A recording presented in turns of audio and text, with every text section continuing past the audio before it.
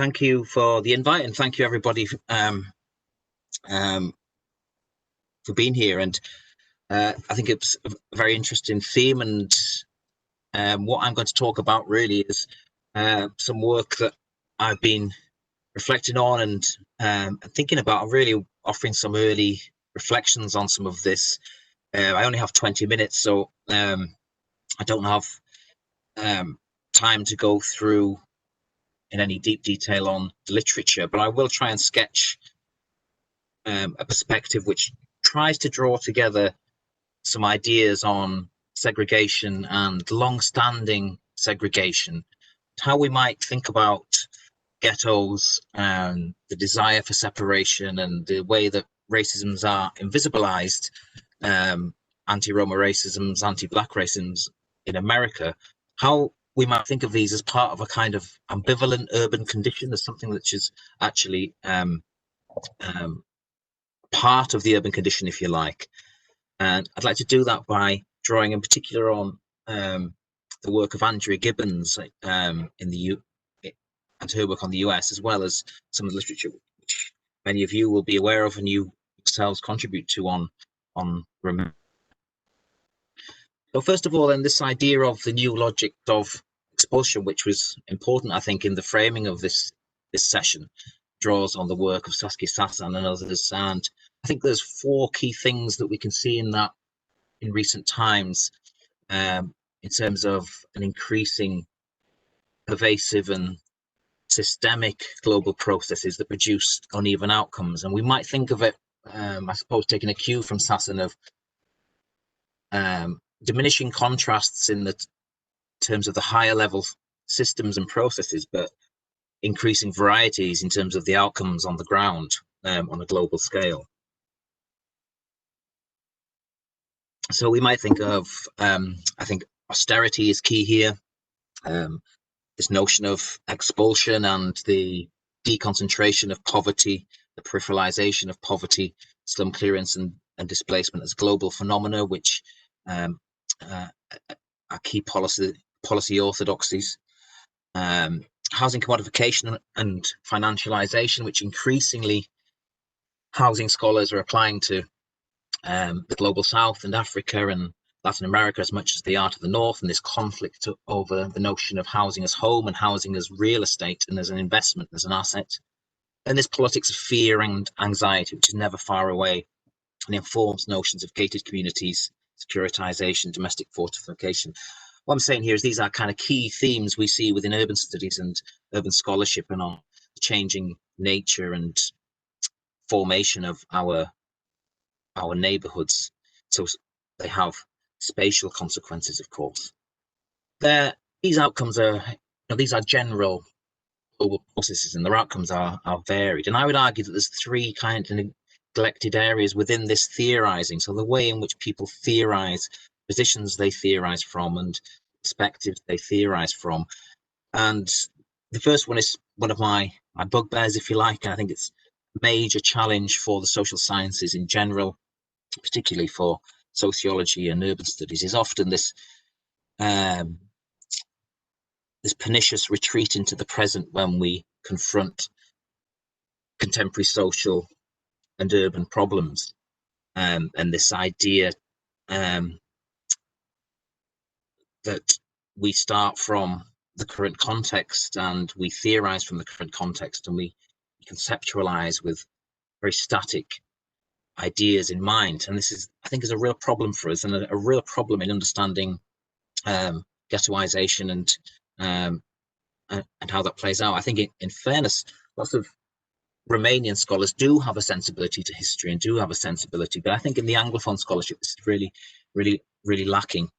And secondly, is just the complete, almost complete neglect of Southeastern Europe within some of this theorizing within urban studies and urban sociology, which does a disservice actually to urban studies, because there's much to be learnt from Southeastern Europe and Romania in particular, I would argue. And thirdly, I think the role of emotions and the way this intersects with these processes is another area where theorizing could be strengthened. So what I'm I would argue is that these intersections can tell us something about, these very complex intersections could tell us something about racialization, separation, and the urban condition in a kind of more general perspective and a longer term perspective. And central to that, I think, is the inherent ambivalence of the urban condition, which I'll come back to. So just briefly, as I say, this is a bugbear of mine, but social science, I think, increasingly retreats into the present. So we have this idea that emerges in the 80s in UK sociology, for example, of historical sociology. So this term emerges in the 70s, 80s, historical sociology, which implies that all other sociology is ahistorical. But in fact, if we look to earlier periods, all sociology was historical. And sociologists from the classical perspective always look to the past to understand their own societies. But I think Roma research is one area where I think it's gradually changing, but I've always been frustrated by the lack of a historical sensitivity to researching Roma. And I think what Beck argued back in 1989 still remains the case to some degree. So he argued that the origins of marginalization, power relations, but in particular historical processes, have not been part of that scholarly discourse. There has been a tendency, I would argue, to focus on outcomes, which are hugely, hugely important, because outcomes help us understand inequalities and help us respond to them. But there has been a focus on outcomes, on the state, and this has neglected, I would say, an actual understanding of the processes which have informed this situation, have actually obfuscated really important questions. And I think one of those most important questions is, why do people hate Roma? Why do people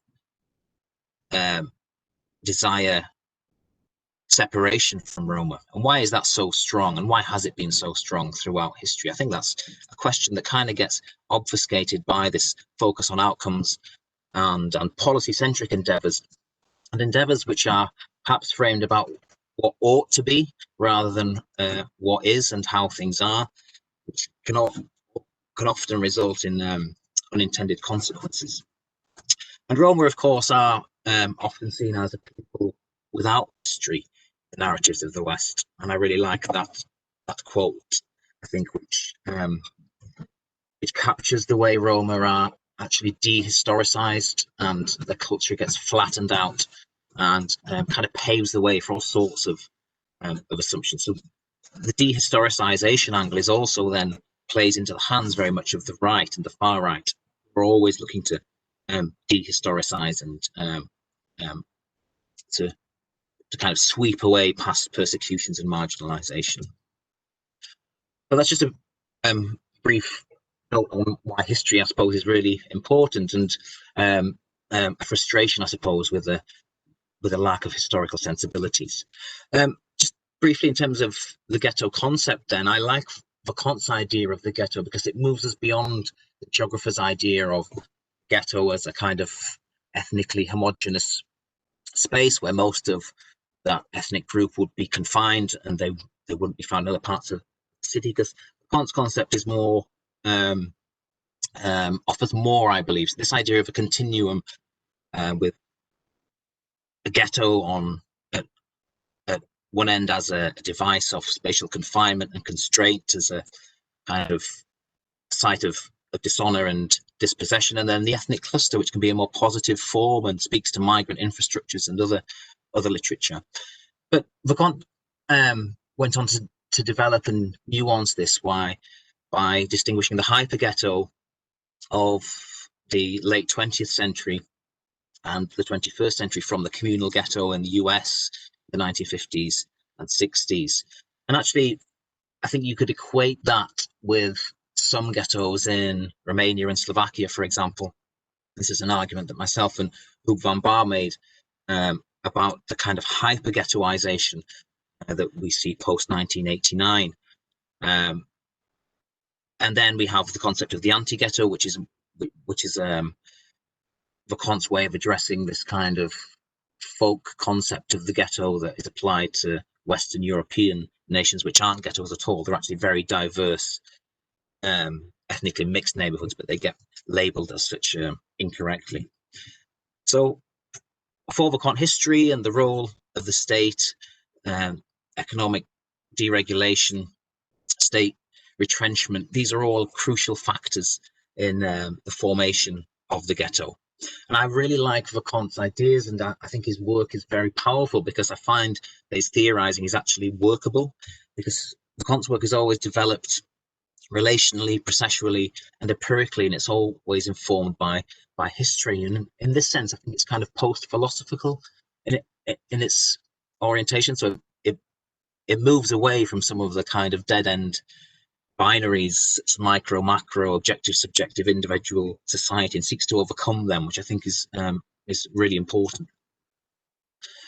Okay, so it's a very brief note on history and on Vacont's account of the ghetto, how it's moved away from geography. But I wanted just to home in now on the two cases. And in looking at the US, I want to look in particular at this book by Andrew Gibbons, City of Segregation, which does take a very historical perspective of racial segregation within Los Angeles and puts the housing system and its development right at the forefront of that understanding. So what Andrew Gibbons argues very convincingly, she documents historically this 100 years of struggle for housing in Los Angeles. And she details from the 1920s these restrictive covenants which were placed, applied to properties where the transfer of a property from a white household to a black household was illegal, was restricted by these covenants which prevented black households from moving into the neighborhood.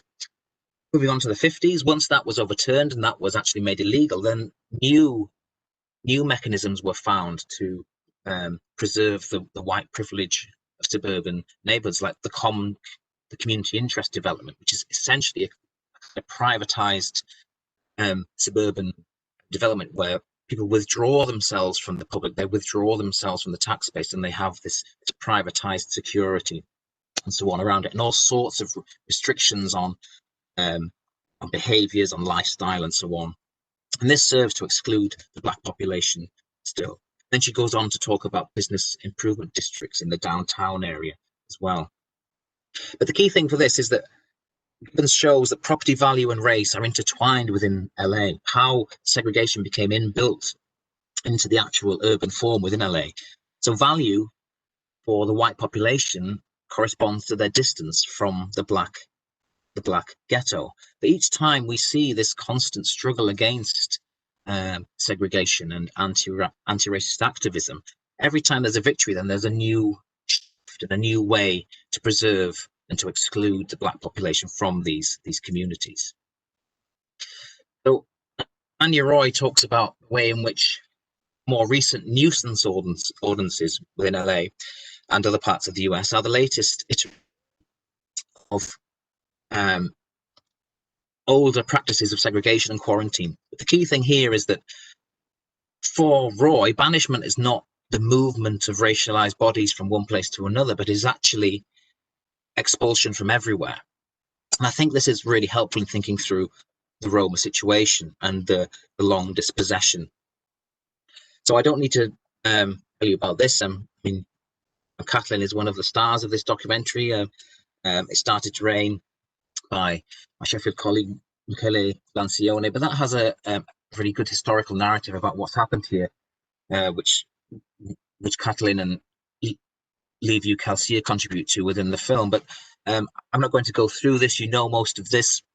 This is the context, I suppose, for which connects Romania to some of these kind of global shifts, which are talked about in terms of globalized housing systems, speculative cities, and the massive role of real estate in the reshaping of our urban fabric.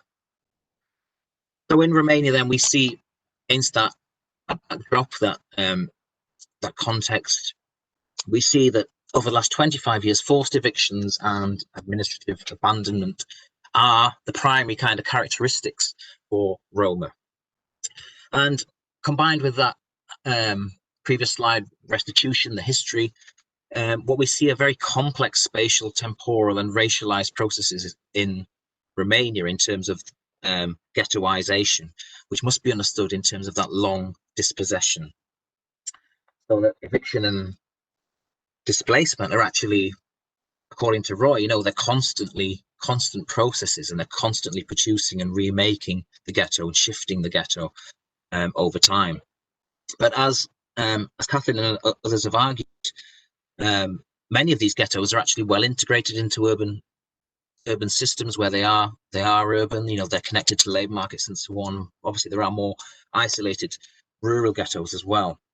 But also, it's important to note that internal diversity, internal difference can work against collective solidarity. So there needs to be caution when people, when we point towards transformative potentialities, as is often seen within some geography literature. There has to be a hint of realism with that, and I'd point people to Ashley Amin's work on Land of Strangers, which points to the kind of darker side of racial encounters and urban potentialities, as well as the transformative potentialities.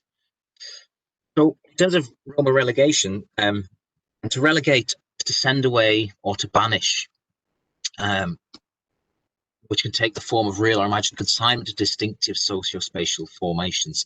In a wider context, beyond Roma, beyond race in the US, I think we see these trends towards modification, financialization of housing, and the dominance of finance over housing as a kind of symbol of regression and what Edward Goitz calls the ruins of an ideal in terms of the US. So the complete obliteration of social housing, which takes on a particularly strong form in Romania in the 1989. So Roma then are also situated as a very, very long-term stigmatized outsider group. And as Beck argues, perception of Roma, he argues that the Romanian national identity was in some sense formed and related to Roma slavery and this idea of that period when state formation took place. So Roma power in inferiority and perceptions of human inferiority and a desire for separation. And what I'm saying is this desire for separation is so strong that to understand it and to understand how it plays out in terms of residential segregation, ghettoization, and the mechanisms and other things put in place to protect that, we need to understand the role of emotions within this as well. So non-Roma accrue value from their distance from Roma, like in LA, their physical, social, psychic, and symbolic distance. And there's actually this idea that, property values are affected by closeness.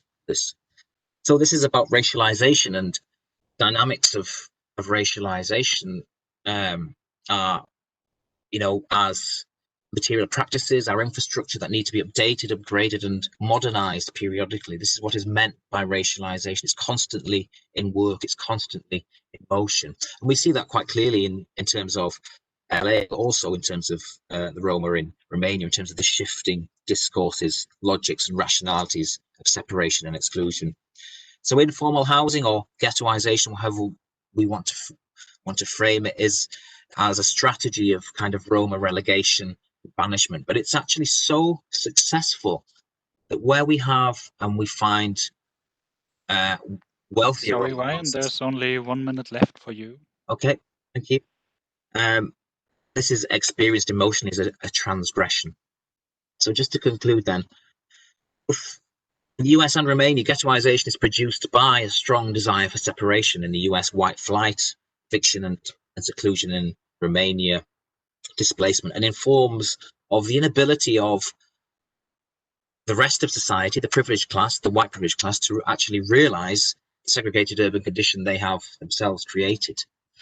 In both cases, distance from the maligned, racialized body conveys value to the self.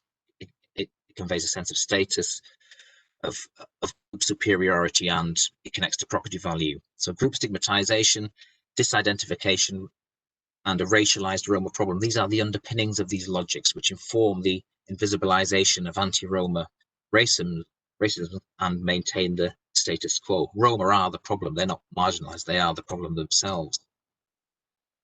Wider implications for this, then, for understanding segregated urban condition, and for, I would argue, understanding this is also important for it possibly imagining alternatives. So there's a need to historicize Roma separation, which informs of the racialized urban condition of the present. The usable past can help us understand the present. There's also, I would suggest, it points towards the nuancing of the inhabitation of a racialized position. So it's not about a generic Roma otherness or a generic Roma othering. Roma are extremely diverse. There's social mobility. There's a need to really nuance the way in which Roma inhabit that racialized position, how they manage it, how they resist it. And that requires historicization. And I would argue a unitary conception of physical, social, and symbolic space in understanding the ghetto and ghettoization. And finally, I think it also demands and points towards the fact that psychic and social processes are in fact interdependent and are, must be researched as such, in the way that we see that in the way that a group disidentification from Roma informed by group stigmatization informs spatial formations and aversions to the Roma body and the Roma group. Thank you very much.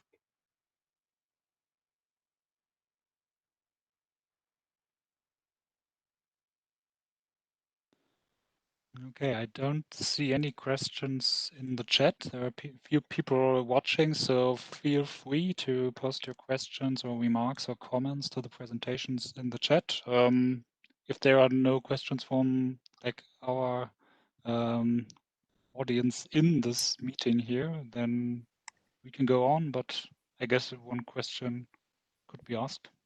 I do have one question. Yeah, please go ahead. Okay, so Ryan, you talked about this neglected role of emotions in research on the condition of the Roma.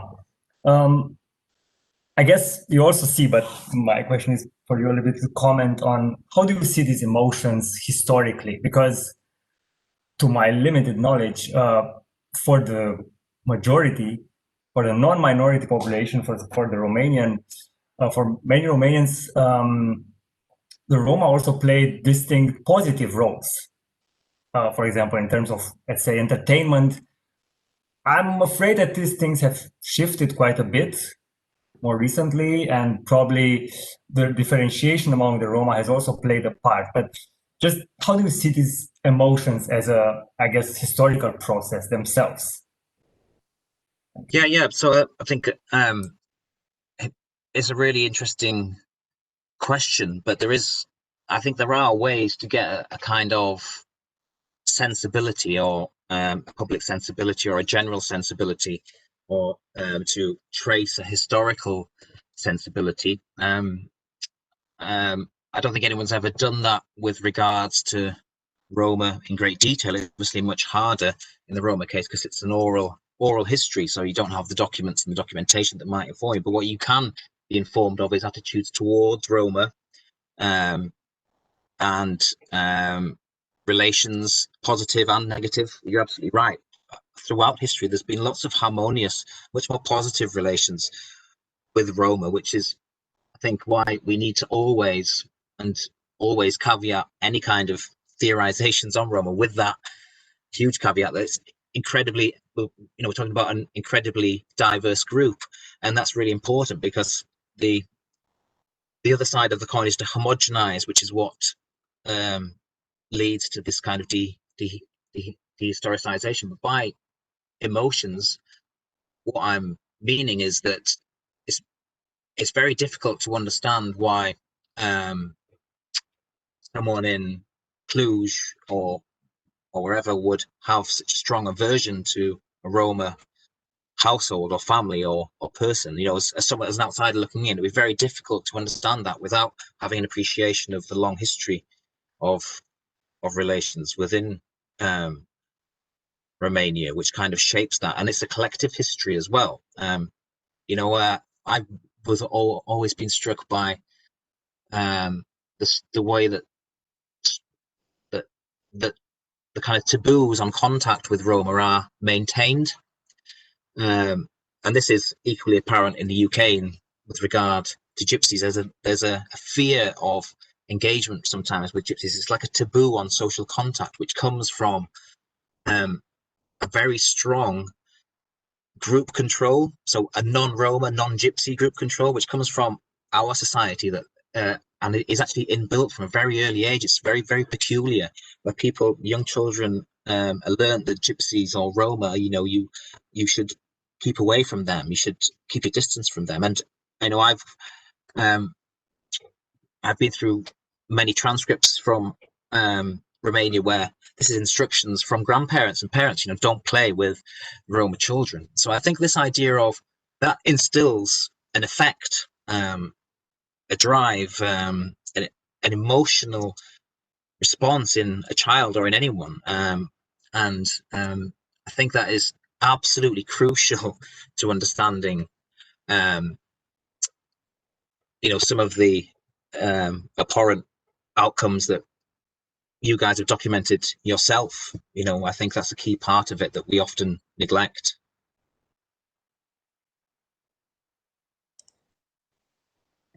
Okay, I guess we also have to move on, actually, because we are already ahead of our time schedule. We need to be a little more strict about our time frame of 20 minutes if everyone wants to present the presentation. So yeah, we move on to Catalin Barescu now. Thank you very much. Well, I was about to make some comments, but I guess we can do it at the end.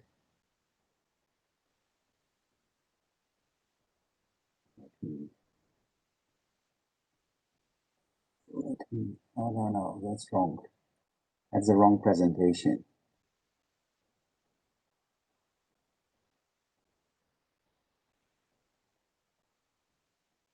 It's the other one.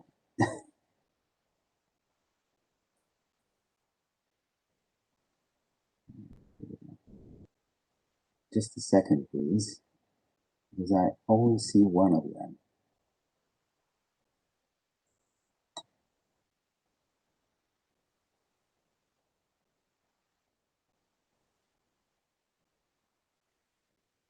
Okay, good.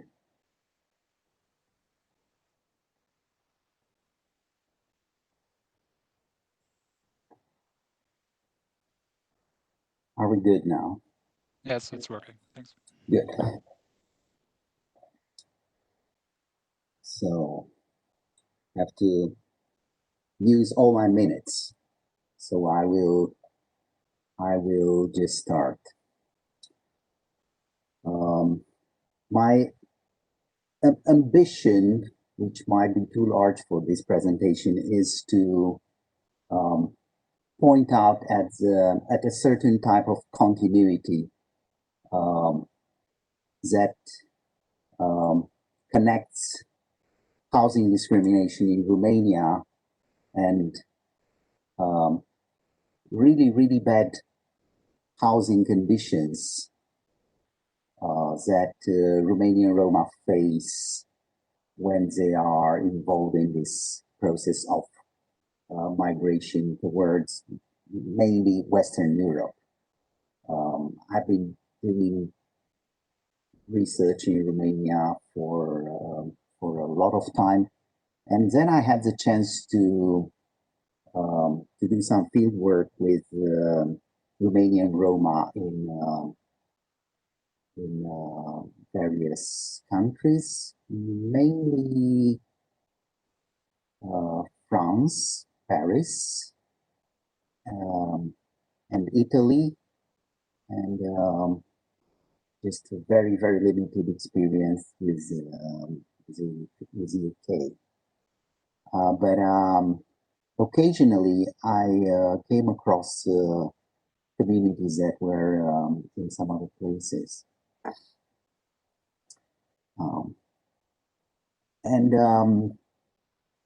I'm struggling with the main term, which is housing discrimination. I have to write a book. I just have to. Otherwise, they will kick me out of the Research Institute for Quality of Life. It's also part of a PhD that I did several years ago. But in that PhD, it was not really well developed. And housing discrimination is quite central term. Everybody uses it, but I think it's a bit under theorized. I just want to walk you through a number of terms which I just put them together in a way that looks like a summary, but it also makes sense to me in terms of how to tackle it when you want to really describe some housing conditions. And on the right-hand side, you have a picture that was used and appropriated by my colleagues. They liked it, and I was very happy that they quoted me in this manner by using an image. And you can see one very nice community in the Romanian mountains, mountains that are full of gold. And this train does not transport gold, but people.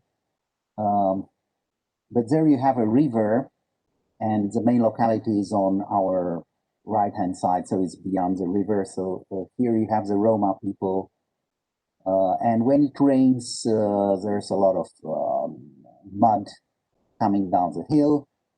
And when the river rises, you get floodings. That's why these houses on the lower side get some water on their floor. And some guy was killed by the train several years ago. Now you have here a convergence of various bad things about housing, and we can name them. One of the first is segregation, and segregation is a quite large term. It's semantic. Its semantic umbrella spreaded towards many processes. We do have the territorial segregation that, in the case of the Russian Empire, was named Shtetl, where the Jews were not allowed to settle into big cities and to go very close to Moscow. Maybe there was a line keeping the Jews in a certain territory. But we do see it nowadays with Roma people in the north of Hungary. In modern times, it's not any longer an administrative tool, but it is an economic and social policy to some extent. And we saw it happening in Bulgaria in communist times. Now, residential segregation is the most popular among scientists. It's the most visible. It's very easy to identify. But then you have various processes like redlining and other like spatial mismatch. You have a whole set of terms that point out at this spatial separation of a community. Then everybody talks about environmental racism. So I decided to transform it into a definition and to highlight its technical nature. So I renamed it exposure to hazards because this allows us to move the focus from the social process of races, which is always there, and it has to be accounted, to a description of the forms that are emerging from that general racist practice of putting people into danger. So we have, as you saw here, landslides, floodings, which are natural hazards, plus industrial hazards, that is transportation, plus pollution, because when the river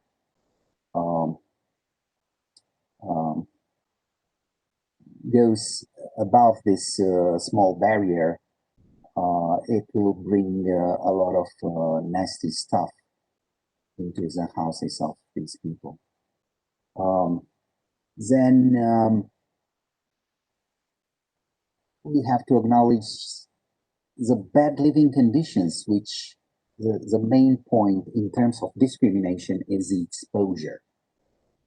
Somebody is exposing these people to improper living conditions, and that's the whole point of discrimination. You have actors doing stuff. It's not something that was there, always there, and the question is who does it and who suffers it. And in generally speaking, when you look at from a rights perspective, it is so easy to identify victims of torture, for example, or unlawful killing, or political discrimination. But it's so hard to identify the actors of discrimination in housing, because the house is bad, but who made it bad? And it's usually that it's very easy to blame the victim. It's people who live there are to be blamed for their housing conditions. Then at point D, we have the terrible, the most popular thing, which is forced evictions, which should be theoretically divided into this forced evictions and displacements, because it's not the same thing. Then I just grouped lots of things that are from mild violence to complete violence. So I see stigma, for example, as a form of violence, and the politics of invisibility as a strategy to turn a group into a subaltern group, to take away legitimacy from a group. And this is violence, to my understanding. Now, what's the situation in Romania? We're here in an improvised small garbage pit in the town of Câmpina. These are the housing conditions of these people, with a set of questions that are basic research questions, just an entry-level way of collecting data about what is going on when you come across that sort of subject matter. Then again, examples from across Romania. On the upper picture shows social housing provided by the municipality of Miercurea, and the very sad story of Amnesty International trying to intervene in favor of these people and being kicked out, and actually enhancing the local conflict, and a bit putting people in danger, not because of they were too clumsy, but because the city hall is extremely aggressive. Oh, I just wrongly inserted the Miercurea. We're back in Câmpina, the first small garbage pit that I showed you. this is housing area discrimination, which allows a 40 kilovolts power line to go through this small settlement, which is completely illegal and of course very dangerous. And on the right-hand side, it's the same city, which it's actually a city where I spent a lot of time when I was a teenager, but I never had any idea that there are such areas.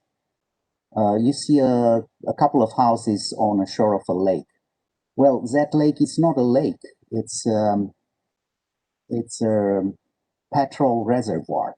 There's residues from the refinery. And a local guy was telling me about women, naked women. You could see their bare breasts entering the lake and collecting a sort of diesel that was floating on top of that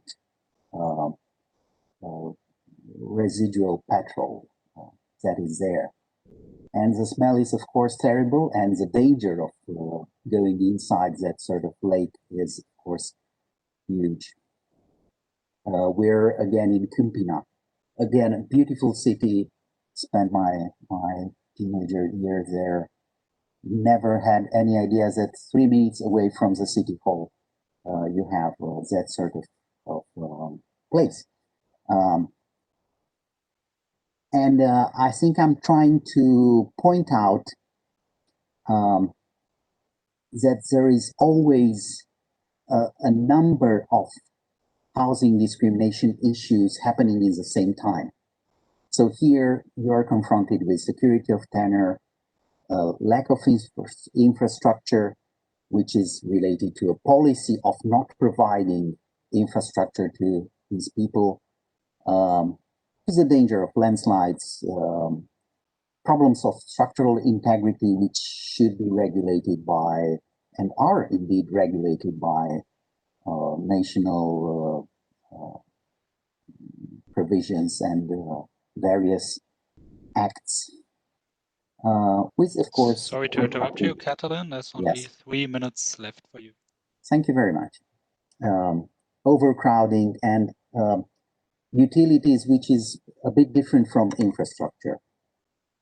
I'm just breaking it down in order to create a framework that might allow us to describe it in great detail. That's a classic situation in Romania. I just have to move. I'm very slow in presenting, but we do have some time for discussions. So the situation is pretty large in Romania, and it starts with this basic level of extreme poverty.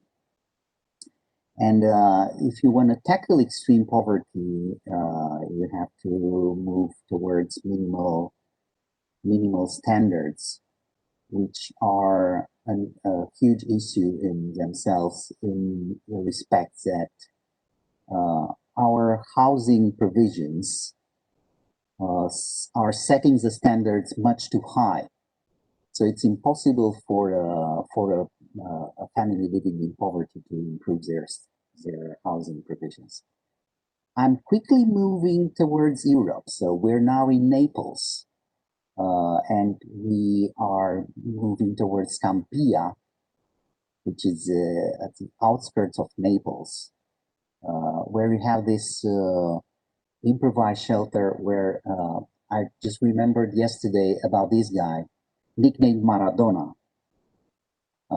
That's why I remembered him, because he was a Bosniak guy married with a Romanian woman. So, a recent trend of intermarriage of Roma from Romania with Roma from Yugoslavia as a sort of an emancipation tool and a sort of putting together common resources in what regards access to Europe. and their house was built in this pretty large informal settlement that you can see the back of it and the whole environment. But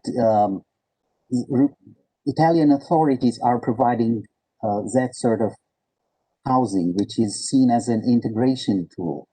Actually, it was named by, or the official title of that sort of settlement, one of these settlements was Villaggio della Solidarietà, so the village of solidarity. These barracks that are provided by Italian authorities.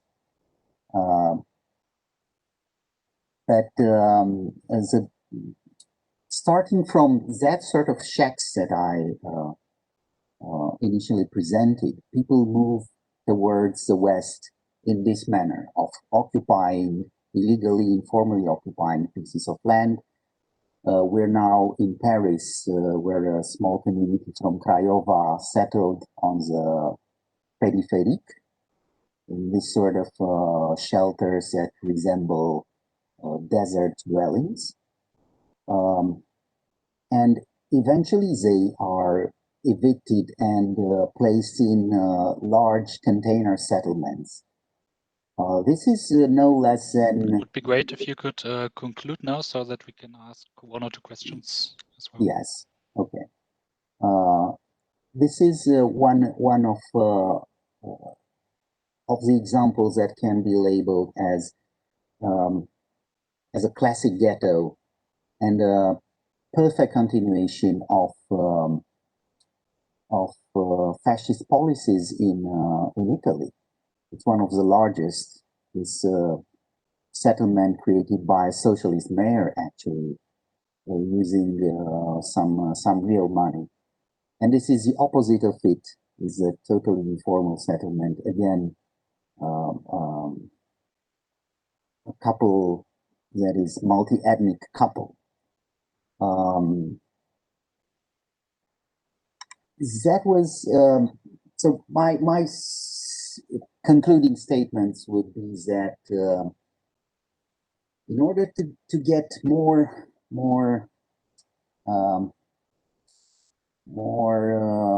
solid knowledge about that sort of housing discrimination, we should focus on an approach that is community-based. We should look at communities, not at cases, because it's always about communities. We should look very much on areas and a bit less on the huge, large explanations like neoliberalism and stuff, which are there. It's really a neoliberal pressure, but somehow areas are not well described enough. So area-based approaches would be very helpful. And also, we should always keep the ethnic focus on Roma, which is, of course, for us, is quite evident, but there is a bit of struggle with inside these disciplines that are trying to tackle the question of Roma. It's it's quite easy to lose the focus on Roma. It's maybe surprising to you that I came across that sort of problem. So that was all. Thank you very much.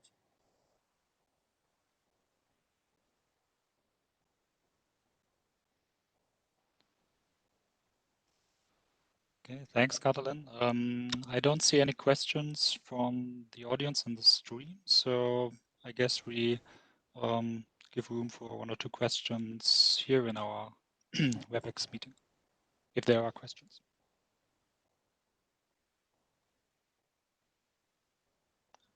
Yeah, I have a question. Thanks, Catherine. That was excellent, and I think it's really important because there is a myth that, you know, you hear it in the UK that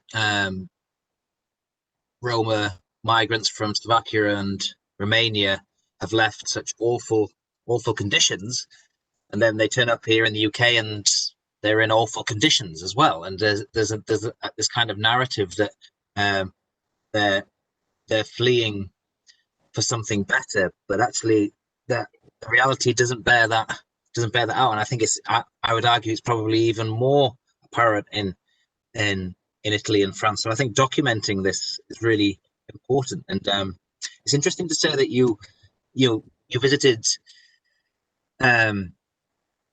Campania when you were younger, but you never knew these places existed. Can you just say a bit more about how peripheral they are and how they come about in these locations? Is that a tactic of kind of, staying out of sight and out of trouble kind of thing? Yes, I think I had a fascinating discussion when we choose a title for a book that was published at Black Dog, and it was Mapping the Invisible. Roma, Mapping the Invisible. And there were some British Roma who criticized the title. They said, but we are too visible. Here in the UK, we're always on TV, everybody looks at us. And I had to explain them that in Eastern Europe, Roma are mostly invisible. And I only started when I was over 30 to visit extreme poverty neighborhoods.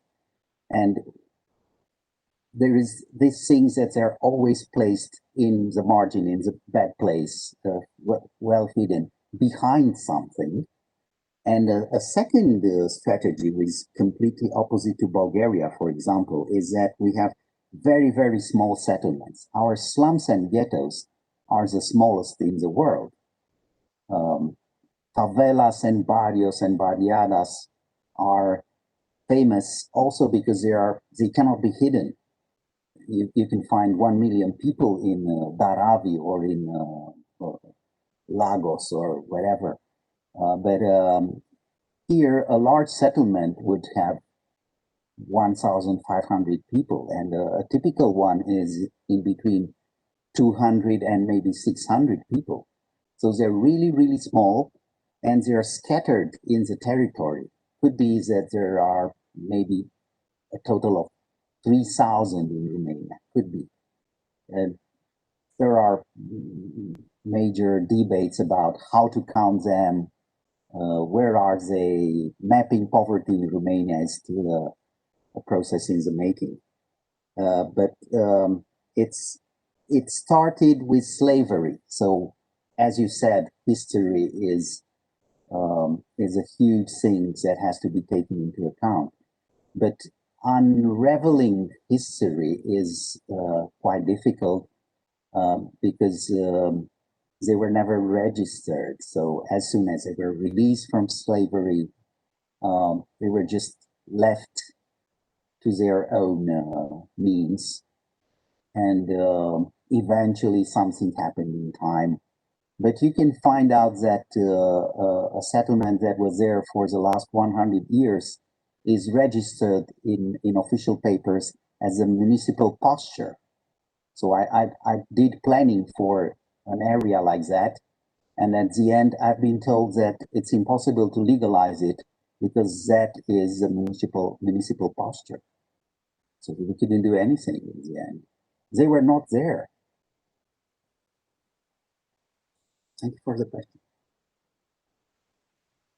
Okay, thanks for those insights. Unfortunately, we only have around 35 minutes left for 2 20-minute presentations, so I guess we don't want to lose any time and go on.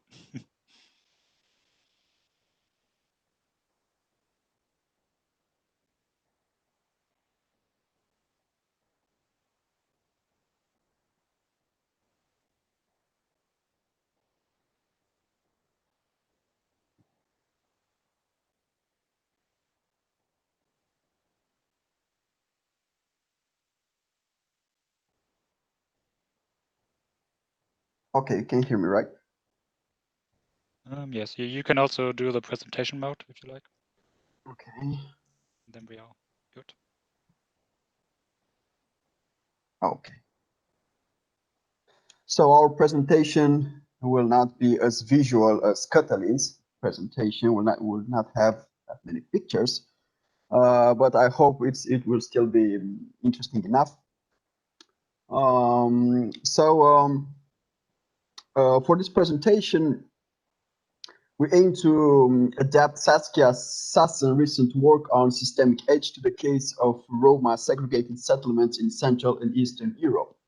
On the one hand, we use Sassen's conceptual pair, systemic edge expulsions, to engage with the recent bourgeoisie research on the specialization and racialization of poverty, which argue that neoliberal social and economic reforms have created urban and rural ghettos inhabited mainly by members of the Roma minority. So by following Saskia Sassen's argument, one may argue that the larger processes of neoliberal restructuring do not intentionally target racially or ethnically groups, but rather they are shaped by a deeper process, such as the one described in her recent work on expulsions. So, however, we also amend Sassen's theoretical reflections and reveal how racialized and partially invisibilized poverty is nevertheless captured in a field of local strategic action in which we called the governance of Roma poverty. So let me be more clear on that. So in her short little book, as Saskia Sassen calls it, she advances the conceptual pair of systemic edge expulsion to explain recent transformation in the political and socio-economic landscape of global neoliberalism. So her argument is that the political economy of today's neoliberalism no longer integrates people either as workers or consumers, but rather it functions on a totally different dynamic. The current logic requires only a small but highly functional economy, whose side effect is the effective expulsion of individuals and groups who inhibit the accelerated accumulation of financial capital. The process creates a space outside the economy of the haves, which Sassen calls the systemic edge. The key dynamic of this edge is the expulsion of a growing number of people who cease being of value as workers and consumers from the diverse systems in play, be it economic, social, or biospheric. Sassen argues that expulsion takes place at a deeper or subterranean level, one that cuts across familiar categories of meaning. The systemic edge is thus defined as the point where a condition becomes so extreme that it is rendered invisible and ungraspable to the dominant scientific and bureaucratic forms of knowledge. The edge is created by the transformation of the political and socio-economic landscape of global neoliberalism are possible due to what Sassen calls predatory formations. So these are heterogeneous assemblages of pieces of law and accounting, technical capacities, the willingness of the executive branch of the government or local authorities to see with the eye of the global corporation or businesses in more general terms, and one may also add public policies and discourses. Thus, these predatory formations are the basis for the expulsion of countless of individuals, minorities, poor people, refugees from their places and personal projects. So, however, we engage very briefly with Sassen's theoretical apparatus by showing that what is still missing from her argument is the internal architecture of the systemic edge. So what our questions would be, so our analysis would rely on is what mechanism, processes, and discourses are the expelled rendered invisible. So how is life on the edge stabilized and reproduced or ruptured and transformed? So the two keywords here are stabilized and reproduced. So in order to interrogate how life on the edge is stabilized and reproduced, we use strategic action field theory to show how the expelled, in our case the Roma, do not become invisible to the bureaucratic field, as Sassen would argue, but rather that Roma poverty is stabilized within a field of mutual interdependence with local authorities.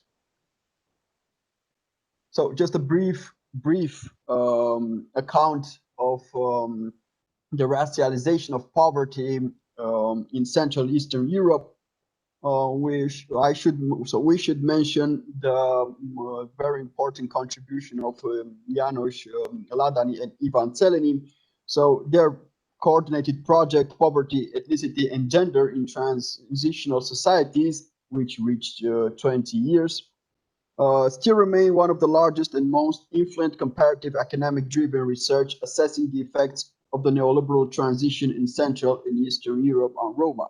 The author's work is important because they advance the argument of the racialization of poverty. Ladany and Zeleny have suggested that the introduction of neoliberal policies and welfare reforms have transformed the poorest of the Roma into an underclass. Just a quick glance on the racialization of poverty argument, starting from the project, the PEGs coordinated by Zeleny and Ladany.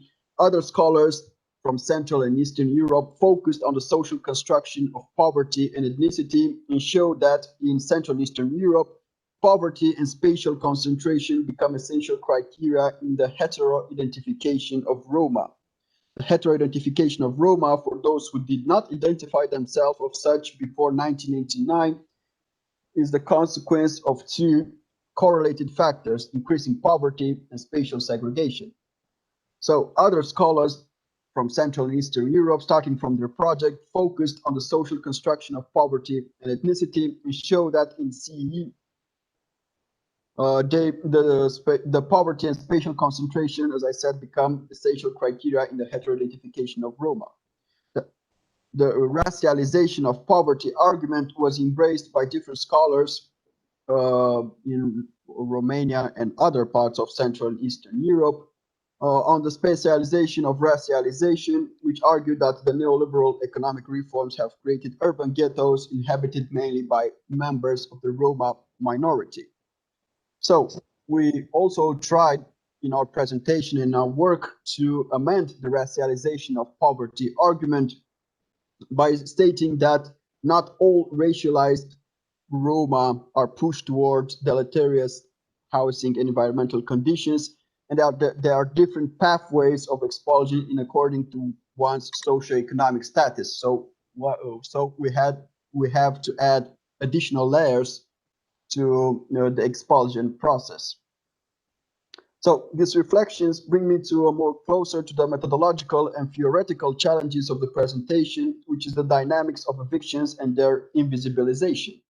Although forced evictions are becoming the silent social tsunami of our times, as Susan Zoldberg claims, most of the data reported from EU member states are not directly and simply comparable, and are recorded according to very different criteria. So there is no unitary methodology for reporting and centralization of data.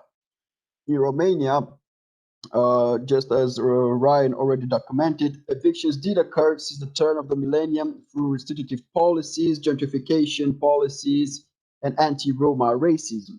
Although some data show that there is a rising trend in evictions since 2009, since the financial crisis, a unitary methodology for reporting the centralization of data have yet to be developed. Therefore, there are no solid data about this post-socialist phenomenon. The graph from the left is a broad appreciation of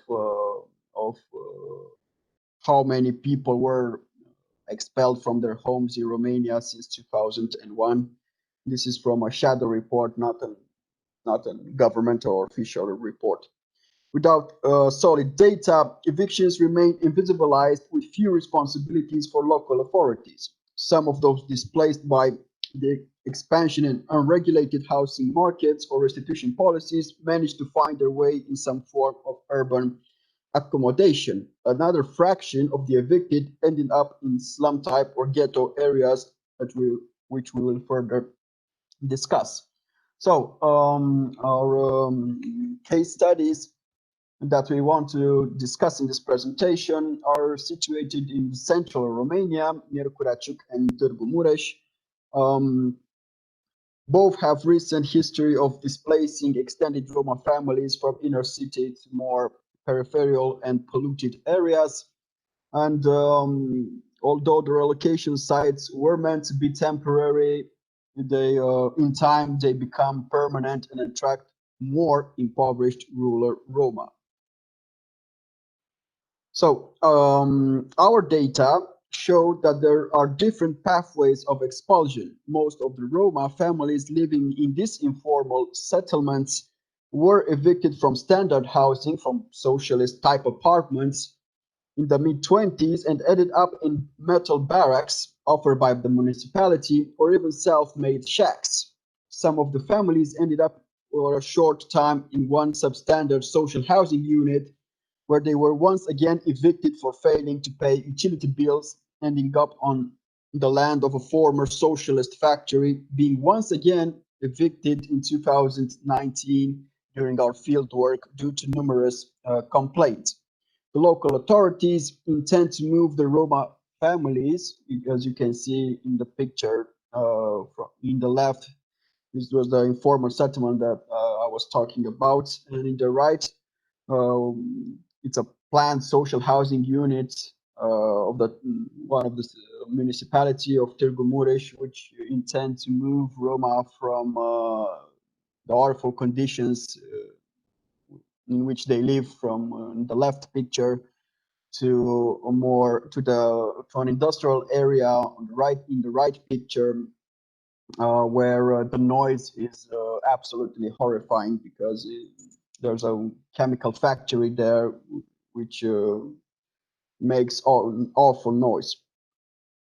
So while coming back to Sassen's work on the emergence of a systemic edge in the questions by what mechanism, processes, and discourses are the expelled rendered invisible, and how is life on the edge stabilized and reproduced or ruptured and transformed, we argue and amend at Sassen's argument that those expelled do not become invisible, but rather are incorporated into a strategic action field in which power holders incorporated the Roma ghetto into a social and discursive order in which those expelled are depicted as voluntary participants into their own expulsion. So a strategic action field is a constructed meso-level social order in which actors, who can be individual or collective, are attuned to and interact with one another on the basis of shared understanding about the purposes of the field, relationships to other in the field, and the rules governing legitimate action in the field. A stable field is one in which the main actors are able to reproduce themselves in the field over a fairly long period of time. So basically, our argument is that the governance of Roma poverty in these two mid-sized towns in Romania, not only these two middle-sized towns in Romania, the field has actually become very stable and is reproduced in time. So what is the field about? The field, we argue that it's about the governance of Roma poverty at the local level with a specific setting. The field is about placing an institutional lid over the rolling turbulences of constantly reproduced impoverishment. It is at the local level that the Roma problem is actually articulated and enforced, largely mediated through housing policies. So as we put here in the quotes from the right side of the slide, most of our interactions with local power holders, municipality, mayoralty, etc., stated that they really wanted to help the Roma, but it was they who failed to act like citizens, and it's very hard for them to work with Roma because it's their fault, because they are in poverty, etc., etc., the well-known stereotypes. Okay, so the field that we've talked about has incumbents and challengers. And the incumbents, of course, are the political leaders and local administration, while the challengers are the Roma and the pro-Roma NGOs that work with the Roma at the local level. Although they are highly differentiated but powerfully interlinked, because as you have seen from our research sites, the greater the poverty, the stronger the need for institutionalized stability, support, or goodwill It'd be great if you from the could Roma. come to an end so we can ask one or two questions as well. So, Okay. Okay, so our last analytical insight would be the internal governing units that are overseeing compliance with the field rules in general, facilitating the overall smooth functioning and reproduction of the systems that all such, which in our case we label it as the social assistance departments or the social housing unit or the Roma representatives in the city hall, etc. So the role of these internal government units are to mediate between incumbents and challengers and smoothen the functioning of their unequal relationship. So therefore, in conclusion, our presentation engaged with different streams of literature, the racialization of poverty and Sassen's conceptual pair expulsion systemic edge applied to the case of Roma segregated settlements in Central and Eastern Europe and Romania in particular. We argue that based on Sassen arguments, rather than regarding segregated Roma communities as extreme and isolated cases of social, economic, and environmental deprivation, they may signal a new process of age creating, likely engulfing other population groups. Our data show that although most all of the Roma from the two cities were racialized, not all of them ended up in segregated informal settlements. Thus, we think there is a need to add other categories of analysis, such as class or place, to supplementary principles of evictions. The Roma ending up in informal settlements, shacks, or barracks are not invisible, but rather invisibilized by power holders operating in an action field. To this, we add a further theoretical fine-tuning of Sassen. Even when expelled, the segregated Roma are nevertheless incorporated into a powerful field of poverty governance. Local authorities and other local power holders trade fringe benefits with the Roma for political and discursive legitimacy. Given the internal differentiation of the segregated Roma and their different position along the expulsion continuum, the benefits are tailored to the respective positions. This conveys an additional level of stability to the Roma poverty field, shielding it from the disruption that could threaten the position of the incumbents. The tight relation between the authorities and the poor Roma and the active role of various departments ostensibly devoted to the Roma needs ensure a relatively frictionless functioning of the local field of Roma poverty, reproducing inequalities but keeping their political threatening expressions at bay. Thank you very much. And we're looking forward for your questions.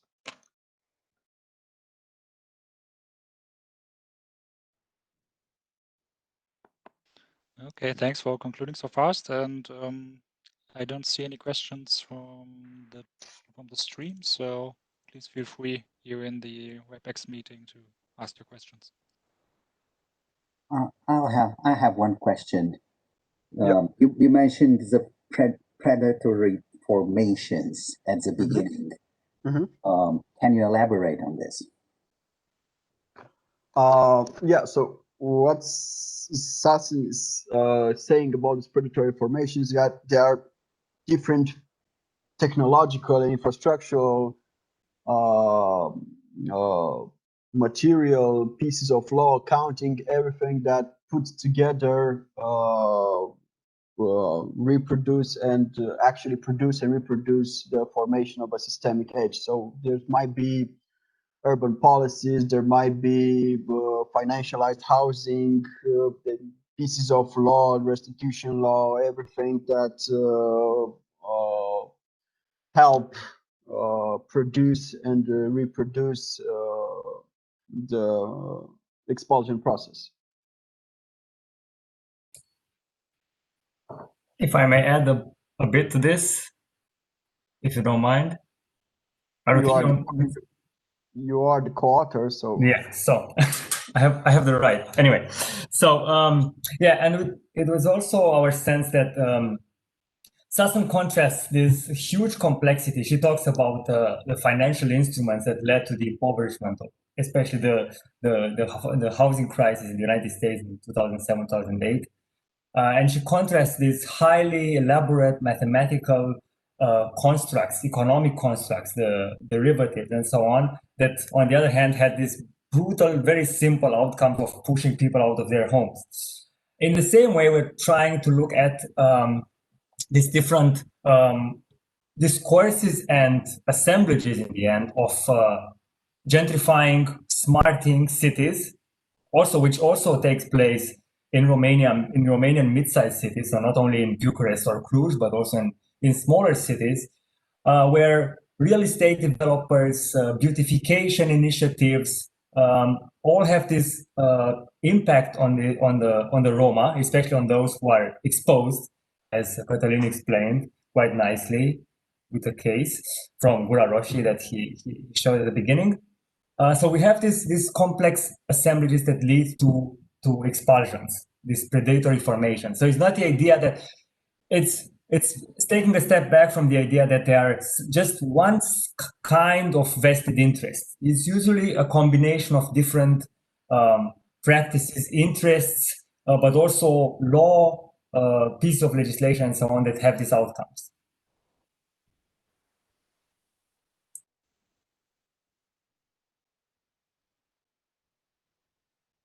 Okay, so I guess we come to the final presentation now.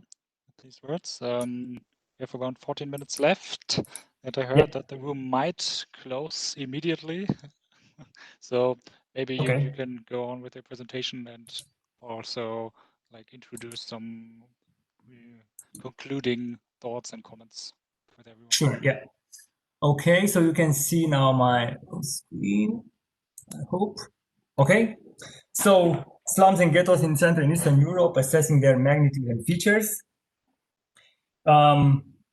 The contents of the presentation will focus, discuss some research aims, both theoretical and empirical, describe some recent findings from the Cathartic project, which had led us to think along these lines, then discuss a bit about expulsions and the process of unsettling the ghetto, propose a brief framework for analyzing how ghettos might be made and unmade via expulsions, and provide some forward-looking conclusions.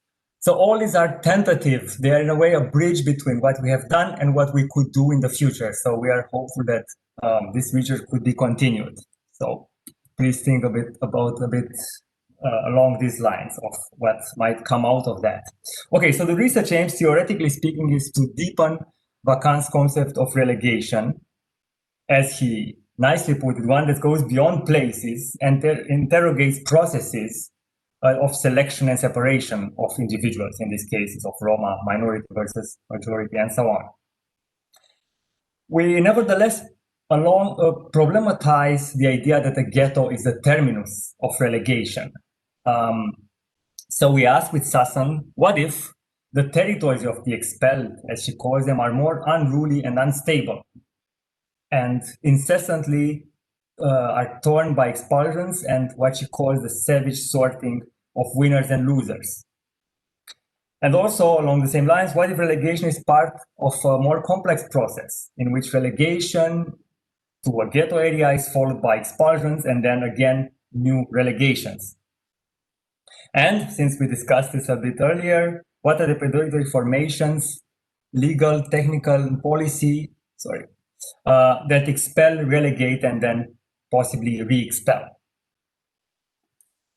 Okay, in the empirical terms, starting out from our research in Romania, we think that it would be interesting to maybe try and map the ghettos and slums in several Central European countries, for example, Czech Republic, Slovakia, Hungary, and Bulgaria, alongside Romania, which also have complex Roma configurations. It would be interesting to distinguish between historical forms of predatory formations that have led to settlements. So, for example, the 100-old ghettos that we have all over this Central and Eastern European area, and also those who lead to unsettlement of the ghettos or expulsions. It would be quite interesting to develop a historical and anthropologically deep interpretation of some exemplary cases across these 5 or other possibly CE countries, and and also develop comparisons between cases across configurations and outcomes for configurations, meaning predatory formation and outcomes, forms of expulsion, and also across different historical conditions. In each analysis, we think that a useful focus would be threefold, and this is taken from Appello's work on environmental history, environmental inequality formation, more exactly to look at history, processes, at actors with their shifting interests, and at micro-spatial transformations.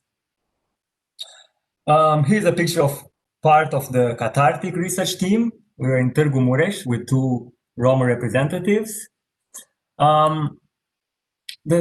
As Ionuț explained, cathartic stands for Climate Change Adaptation to an Environmental Justice Framework for the Roma communities in Romania. It's a nationally funded research project.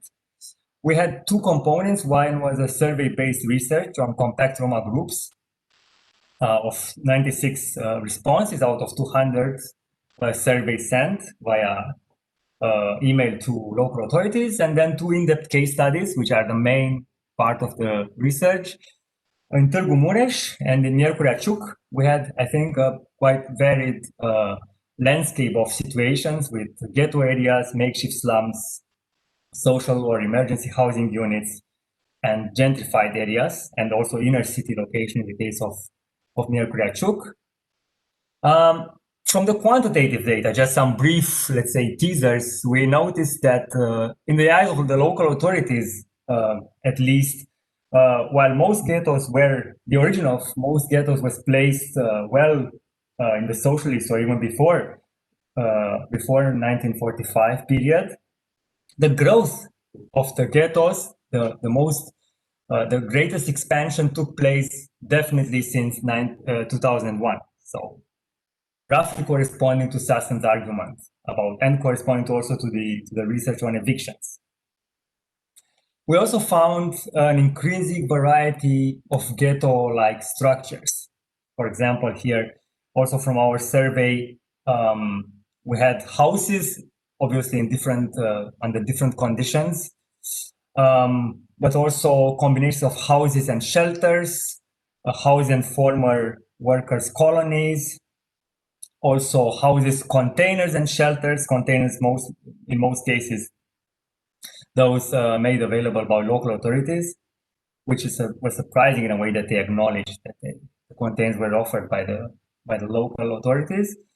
Okay, so this very picture got us thinking that, and this is the same picture that, or a picture from the same ghetto area that Cătălin talked about.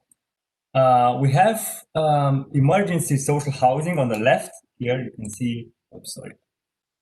I'm not sure if my mouse is pointing here. Probably Cătălin had an earlier picture, so this looks much worse now. And this is the makeshift slum, the makeshift, which are in some cases quite nice houses compared to others we have seen, that has grown alongside this emergency housing provided by the local authorities. So we speculated that this might be a sort of an attractor to the existing slum, the existing housing, the existing ghetto became an attractor for a new and expanding slum.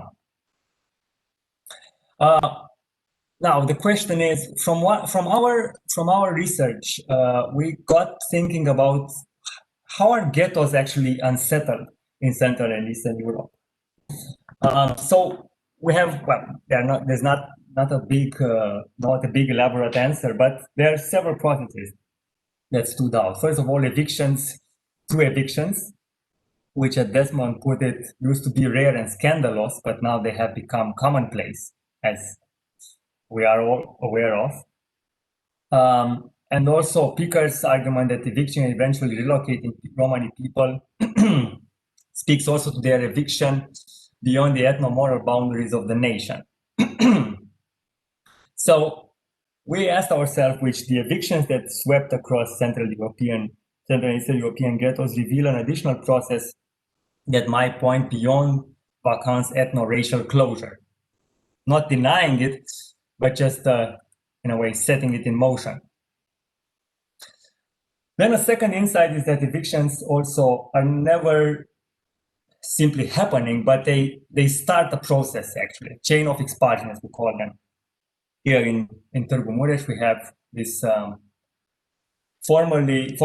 this quarter that was formerly inhabited by Roma groups, which was some of them were pushed out into former industrial districts, into areas of abandonment and neglect, and ending up as makeshift slums, itself evacuated during our research. So this showed to us that there's also a need to account for this new pain of moving, as what called them in the case of evictions in London. We have around 5 minutes left. Okay, sure, thanks. Yeah. So expulsions, as I said, are seldom one-off events. And they also lead to a sort of continuous testing of the poor's worthiness. So people are never left to in one area or another, but are continuously shifted. So those who are able to maintain their position, for example, in this case, on the left-hand side, in a ghetto, can achieve a reasonably, let's say, in relative terms, comfortable position. For others, on the right-hand side, conditions are continuously deteriorating. As this is a community close, a makeshift slum close to the banks of the Mureș River. So we would argue that the ghettoization is a moment in a more complex dynamic involving relegation, expulsion, and new relegations. Historical ghettos may remain in place, but they are swept by waves of expulsions that dislocate some of their members. The dislocations can lead to invisibilizations or new relegations. And now let's say the last substantive slide, the framework that I talked about at the beginning, the making and remaking of the ghetto in recent history. Here is a more or less, let's say, simple division of 3 historical periods, which are obviously debatable. That's why I didn't insist. I put them in quotes: socialism, early post-socialism, financial post-socialism. And then our suggestion that might be 2 relegation stages, which are linked or put in relationship by expulsions. And these also have a spatial direction, moving from inner city to outer city or industrial areas. So we found historical buildings and social housing, historical buildings, and low-quality apartments in workers' colonies. When people were evicted, they ended up in emergency social housing, sometimes in modernized social housing, but this, in some cases, involved a stage in temporary slums, which was a definite drop in the living conditions. And along this modernized social housing, there are also what we might call accretion slums. So people being pulled in, attracted from rural, impoverished rural areas, coalescing along this social housing. Then evolving slums, which are more durable than the temporary slums, but still changing over a matter of years, which can lead to stabilized slums where at least they are so out of the way that you may envision even a longer term existence for them. And then the push out social housing, like a sort of punishment, as Ionuț described for that building next to the chemical factory. Okay, so the last slide, there seems to be a highly dynamic space of ghettoization and slum formation in Romania and other Central and Eastern European countries. The roots of this process are forms of ethno-racial relegation, but also a new trend in social spatial exclusions that complicate the picture. So we think that it might be interesting to develop a conceptual mapping of these evolving formations by distinguishing, let's say, a mode 1 relegation or ethno-racial one from more recent economic relegations, which obviously overlap in many cases. The aim would be to advance both conceptually and geographically with our understanding of Roma segregations across Central and Eastern Europe. Thank you very much.